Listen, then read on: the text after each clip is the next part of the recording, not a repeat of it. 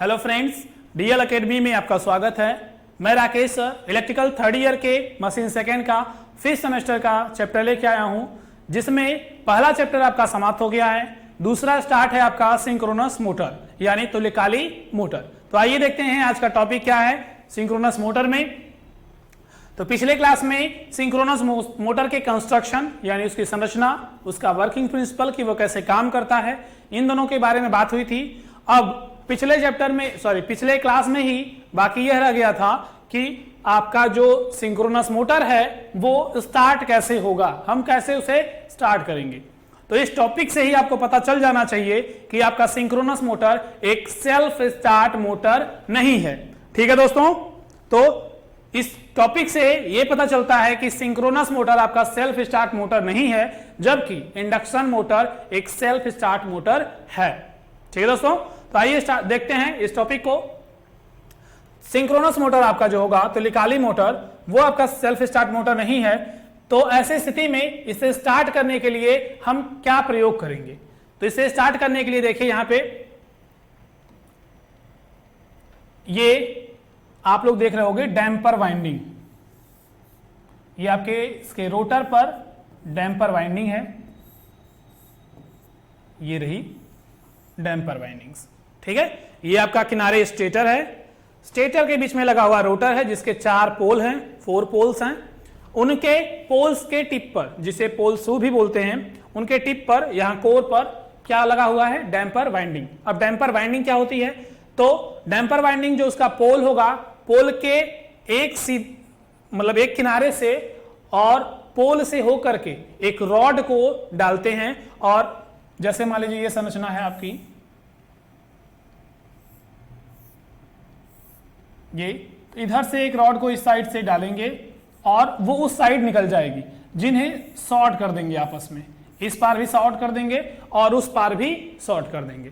तो ये कंस्ट्रक्शन जो होगा, ये जो संरचना होगी, वे आपके 3 फेज इंडक्शन मोटर, त्रिकला प्रेरण मोटर के रोटर की भांति व्यवहार करेगा।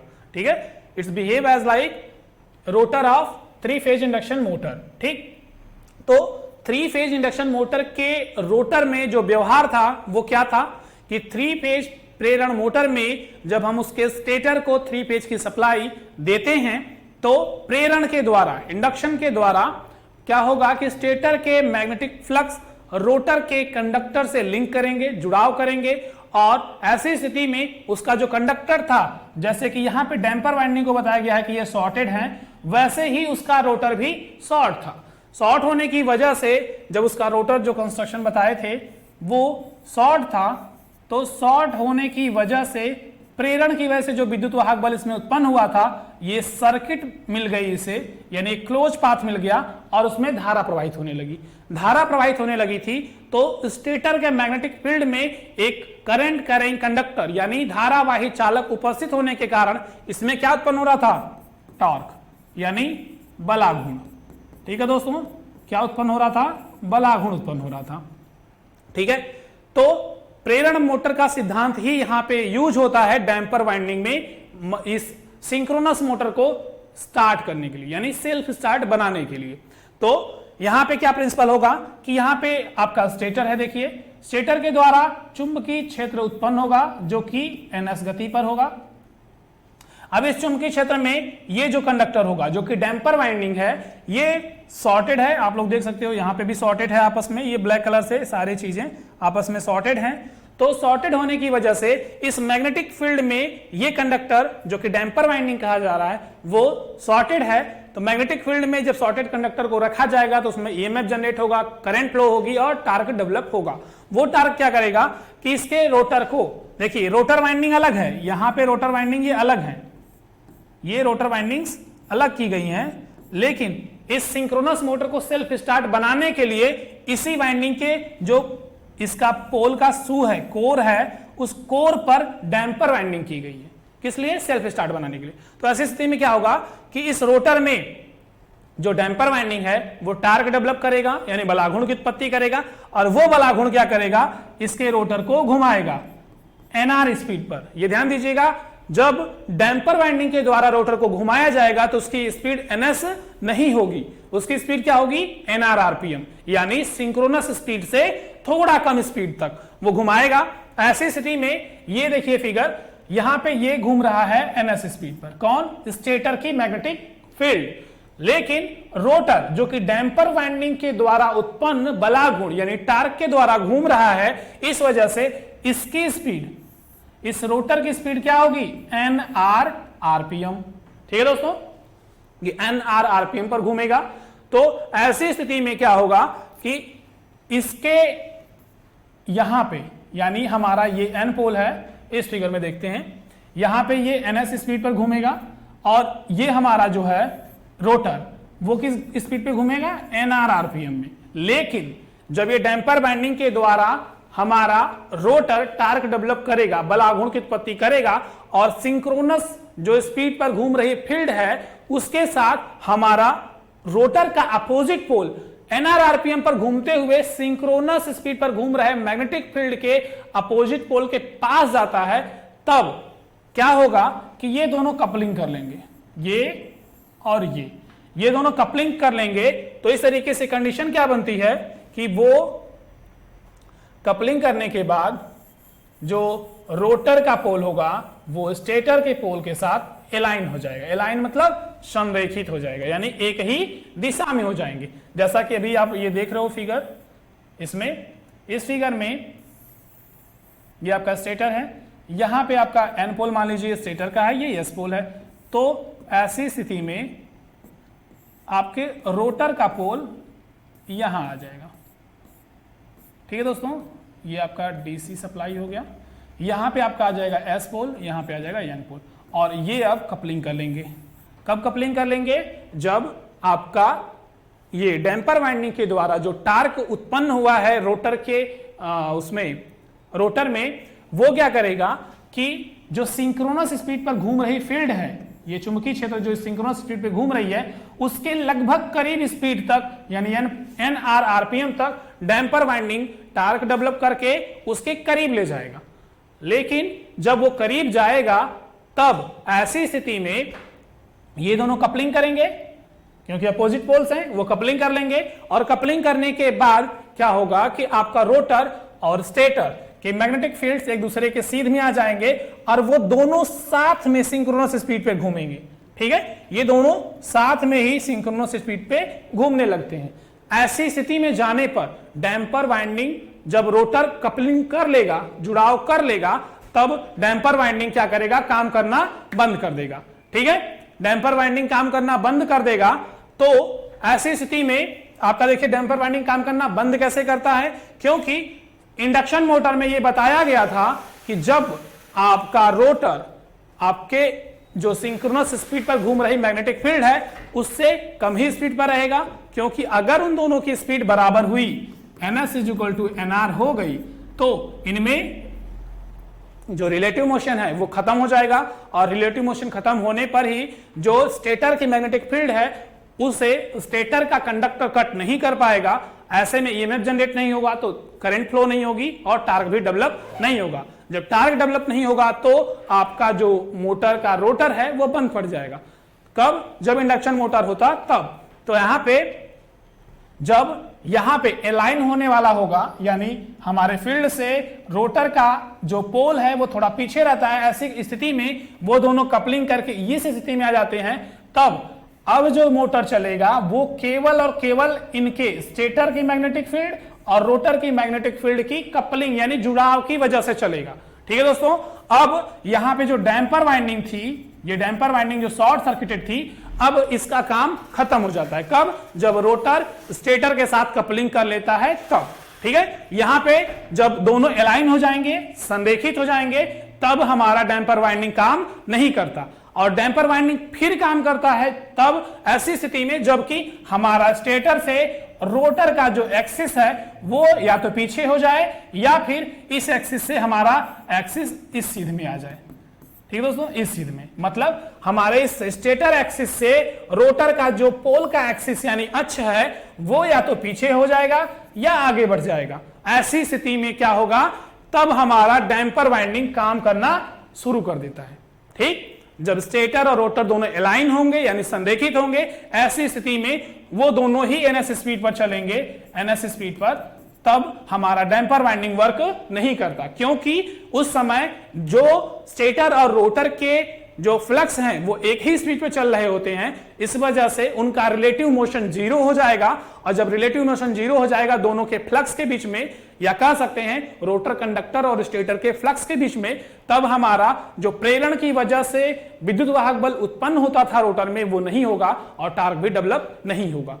कौन सी वजह से? डैम्पर में टार्क नहीं उत्पन्न होगा, लेकिन हमारे डैम्पर की वजह से स्टेटर और रोटर के दोनों पोल्स कपल हो चुके हैं, जुड़ चुके हैं, अलाइन हो चुके हैं। इस वजह से अब डैम्पर काम करना बंद करेगा और हमारा रोटर सिंक्रोनस स्पीड पर स्टेटर के मैग्नेटिक फील्ड के साथ में घूमना प्रारंभ कर देगा। तो इस तरीके से हमारी मशीन स्टार्ट होती है ड्यू टू डैम्पर वाइंडिंग। ठीक है, ये तो इससे स्टार्ट होगी। इसी वजह से सिंक्रोनस मोटर को सेल्फ स्टार्ट मोटर नहीं कहते, लेकिन induction motor self start motor है। तो यहां ये देखते हैं इसको। अब ये तो हमारा पिछले टॉपिक था, लेकिन फिगर इसमें सही था, इस वजह से यहां पे समझाना बढ़िया बना। तो सिंक्रोनस मोटर को स्टार्ट करने के लिए हमारे कौन कौन सी मेथड्स हैं? डीसी मोटर के द्वारा, यानी इसके रोटर को, जो हमारा इसका रोटर होगा, जिसमें इसमें मान लीजिए स्टेटर में एस पोल जनरेट हो चुका है, यहां मान लीजिए एस पोल है स्टेटर में, अगर एस पोल है यहां पे और ये कपलिंग कर लिया है, यहां पे एन पोल है, ये कपलिंग कर लिया है, तो हमारा मोटर चलना प्रारंभ कर देगा। लेकिन कपलिंग कर कैसे पाएगा? क्योंकि स्टेटर की मैग्नेटिक फील्ड तो शुरू से ही ns स्पीड पे चल रही होगी, जबकि रोटर हमारा स्थिर अवस्था में रहेगा। और हमें मोटर को तभी चला पाएंगे जबकि हमारा ये और ये दोनों, यानी स्टेटर मैग्नेटिक फील्ड और रोटर मैग्नेटिक फील्ड एक साथ कपल हो पाएंगे, यानी जुड़ाव कर पाएंगे। लेकिन हमारा स्टेटर का मैग्नेटिक फील्ड शुरू से ही ns स्पीड पे चल रहा है, और रोटर का जो मैग्नेटिक फील्ड है वो तो स्थिर अवस्था में है, क्योंकि वो डीसी के द्वारा दिया गया है। तो क्या करेंगे हम कि स्टेटर की मैग्नेटिक फील्ड जो कि ns आरपीएम पे चल रही है, उसके साथ जुड़ करके रोटर की भी मैग्नेटिक फील्ड चलने लगे। तो इसके लिए हमें क्या करना पड़ेगा कि बाहर से किसी एक्सिलरी सपोर्ट के द्वारा, बाह्य सपोर्ट के द्वारा, हमें इस रोटर की जो स्पीड है उसे हम सिंक्रोनस स्पीड तक ले जाएंगे।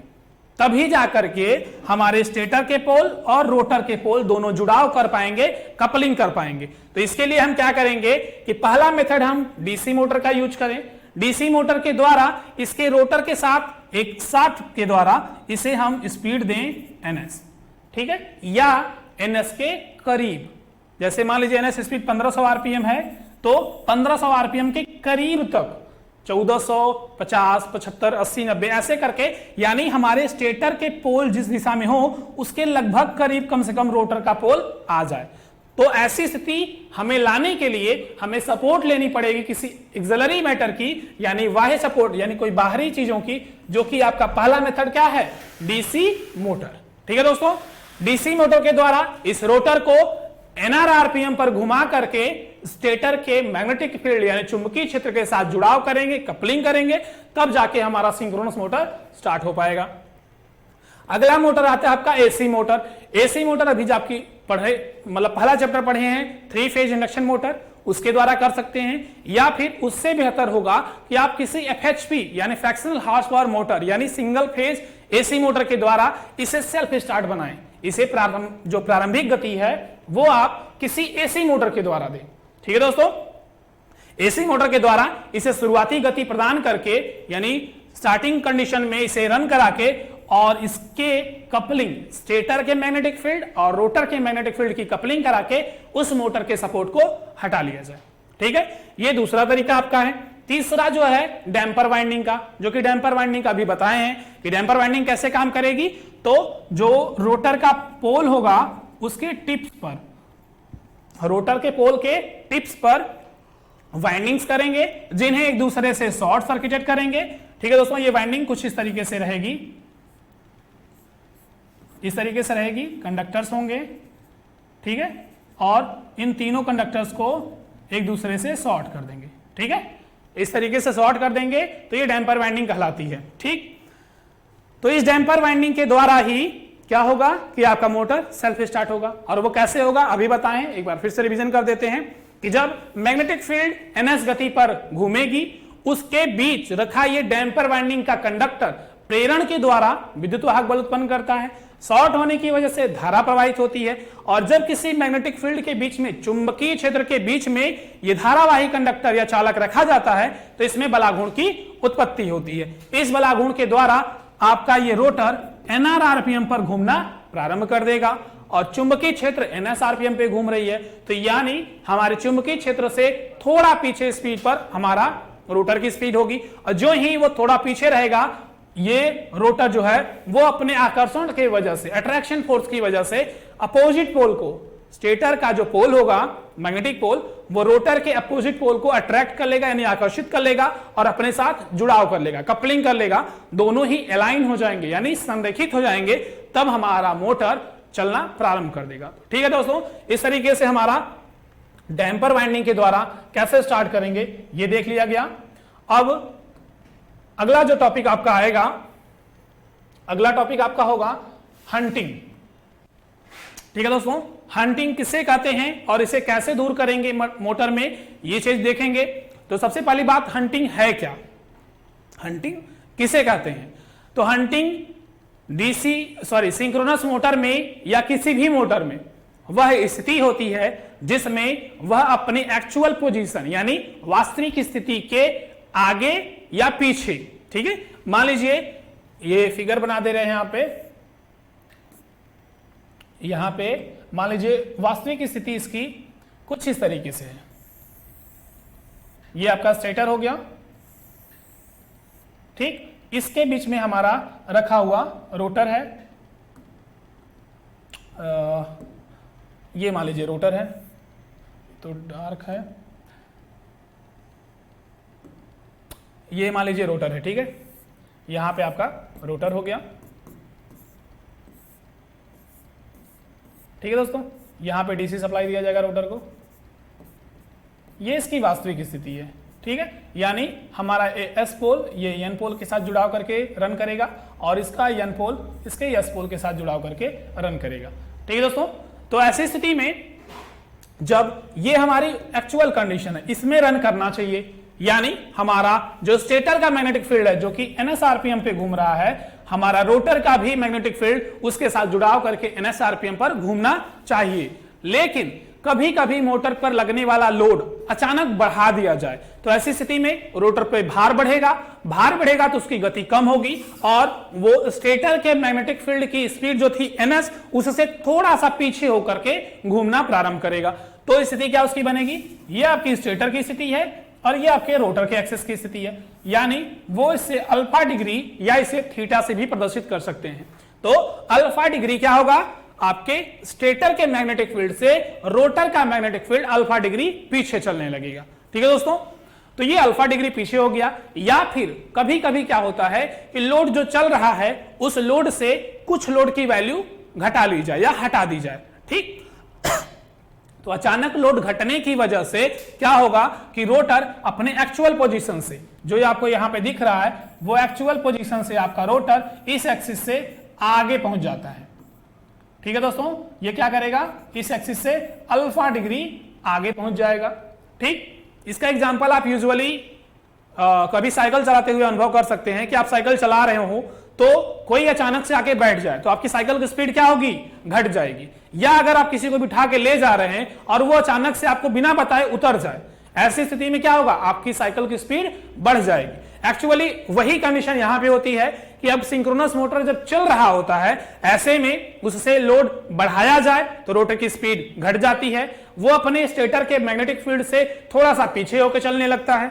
या फिर अगर लोड बढ़ जाए तो पीछे होगा, अगर लोड घट जाए तो रोटर आगे हो जाएगा। ऐसी स्थिति में स्टेटर के मैग्नेटिक फील्ड की जो एक्सिस होगी, स्टेटर का जो चुंबकीय क्षेत्र का जो अक्ष होगा, उससे रोटर के मैग्नेटिक फील्ड की जो एक्सिस होगी वो अल्फा डिग्री लैग करेगी लोड बढ़ने की वजह से, यानी अल्फा डिग्री पीछे हो जाएगी लोड बढ़ने की कंडीशन में। और लोड अगर घटता है तो स्टेटर के चुंबकीय क्षेत्र चुंबकीय अक्ष जो होगा, मैग्नेटिक एक्सिस होगा, उससे रोटर का मैग्नेटिक एक्सिस अल्फा डिग्री बढ़ जाता है, इंक्रीज कर जाता है। तो उसकी एक्चुअल पोजीशन जो है उससे अल्फा डिग्री पीछे होना या फिर उससे अल्फा डिग्री आगे होने की पोजीशन को ही क्या कहते हैं, हंटिंग। ठीक है दोस्तों, सिंक्रोनस मोटर में अचानक लोड में आए परिवर्तन, ठीक है, सडन लोड वेरिएशन जो होगा उसकी वजह से उसके जो एक्सिस होंगी उसमें अल्फा डिग्री लैग करना या लीड करने की पोजीशन को ही क्या कहते हैं, हंटिंग। ठीक है, अब ये हंटिंग की वजह से अचानक लोड बढ़ने या घटने से आपका जो रोटर है वो पीछे या आगे गति करने लगता है अपनी वास्तविक स्थिति के। तो इस स्थिति को हमें दूर करने के लिए क्या उपाय है। ठीक, हंटिंग समझ में आ गया कि हंटिंग क्या है। ठीक, अब हंटिंग को दूर करने के लिए, एलिमिनेट करने के लिए हम क्या प्रोसेस यूज करेंगे, क्या वो मेथड यूज करेंगे। तो ये मेथड में यूज करेंगे डैम्पर वाइंडिंग, जैसा कि आप लोगों ने अभी पिछले में देखा। डैम्पर वाइंडिंग मशीन को सेल्फ स्टार्ट बनाने के लिए भी यूज किया जाता है, साथ ही साथ ये हंटिंग को दूर करने के लिए भी यूज किया जाता है। वो अभी समझ में आ जाएगा कि कैसे ये दूर करता है।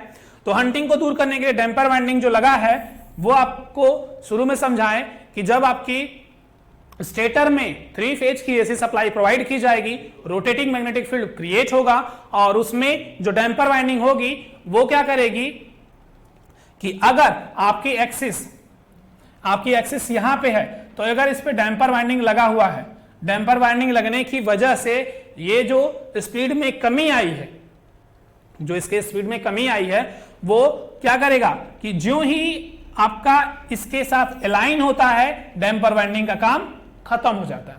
यानी स्टेटर की मैग्नेटिक एक्सिस रोटर की मैग्नेटिक एक्सिस के साथ मैच कर जाती है, इंक्लाइन हो जाती है, एक साथ एक दिशा में हो जाती है। तो ऐसी स्थिति में ये डैम्पर वाइंडिंग में रिलेटिव मोशन खत्म हो जाता है और उसका कार्य खत्म हो जाता है। लेकिन जो ही आपके लोड के घटने या बढ़ने की वजह से आपका रोटर पीछे आ जाएगा या फिर अपनी वास्तविक स्थिति से आगे आ जाएगा, इस स्थिति में जो रोटर होगा जिस पर लगा डैम्पर वाइंडिंग होगा वो डैम्पर वाइंडिंग क्या करता है कि इसके पीछे आने पर इसमें फिर से रिलेटिव मोशन आ गया, क्योंकि जिस समय वो पीछे आएगा उस समय स्टेटर की तो मैग्नेटिक फील्ड की स्पीड ns होगी, लेकिन रोटर की स्पीड क्या हो जाएगी, nr होगी, क्योंकि अचानक से उसकी स्पीड में कमी आई है यानी वो ns पर नहीं चल रहा है, अब उससे कम मान पर चल रहा है। और जो ही वो कम मान पर चलेगा तुरंत ही डैम्पर वाइंडिंग एक्टिवेट हो जाएगी, यानी कार्य करना प्रारंभ कर देगी, उसमें बलाघूर्ण उत्पन्न होगा और वो जो कमी आई है उसके अपोजिट डायरेक्शन में घूमेगा। ध्यान दीजिएगा, अपोजिट डायरेक्शन में अगर कमी आ रही है उसे बढ़ाने की कोशिश करेगा, यानी उसकी स्पीड को फिर से इंक्रीज कर देगा। जो ही इंक्रीज करेगा वो दोनों फिर से एक दिशा में आ जाएंगे। ठीक है, अगर लोड घटा है तो आपका रोटर आपके स्टेटर के मैग्नेटिक फील्ड से आगे पहुंच जाता है और आगे पहुंच जाएगा तो फिर से आपकी स्पीड इसकी ns है और रोटर की स्पीड ns से ज्यादा हो गई है। तो डैम्पर वाइंडिंग फिर से अपना टार्क डेवलप करेगा, क्योंकि अब फिर से रिलेटिव मोशन आ गया है, दोनों की स्पीडों में अंतर आ गया है, तो फिर से इसमें टार्क डेवलप होगा और जिस दिशा में वो स्पीड बढ़ी है उसके अपोजिट, अभी जैसे यहां बताए स्पीड घटी है तो उसके अपोजिट में कार्य करेगा, उसे बढ़ा देगा। यहां पे स्पीड बढ़ी है तो उसके अपोजिट में टार्क डेवलप होगा और उसके गति को पीछे करेगा। इस तरीके से वो फिर से एक दिशा में संरेखित हो जाएंगे। ठीक है दोस्तों, तो इस तरीके से हम लोड एंगल, जो कि लोड एंगल क्या है, अल्फा, ठीक है, यानी जितना कोण या जितना एंगल आपके रोटर स्टेटर से पीछे या आगे होता है उसे ही लोड एंगल कहते हैं। और यहां पे हंटिंग क्या है, जब आपका रोटर स्टेटर के मैग्नेटिक एक्सिस या चुंबकीय अक्ष से आगे या पीछे होने की स्थिति प्रदर्शित करता है लोड के परिवर्तन के कारण, यह स्थिति ही मोटर में क्या कहलाती है, हंटिंग कहलाती है। और इसे दूर करने के लिए हम किसका प्रयोग करते हैं, तो डैम्पर वाइंडिंग का। ठीक है दोस्तों, तो आशा करते हैं ये कि आपको समझ में आया होगा ये दोनों टॉपिक। तो दोस्तों मिलते हैं अगले क्लास में और अगले टॉपिक के साथ। ठीक है दोस्तों, इसे रिवीजन कर लीजिएगा और पीडीएफ भी इसके अपलोड कर दिए जाएंगे। अगले क्लास में मिलते हैं अगले टॉपिक के साथ। Thank you.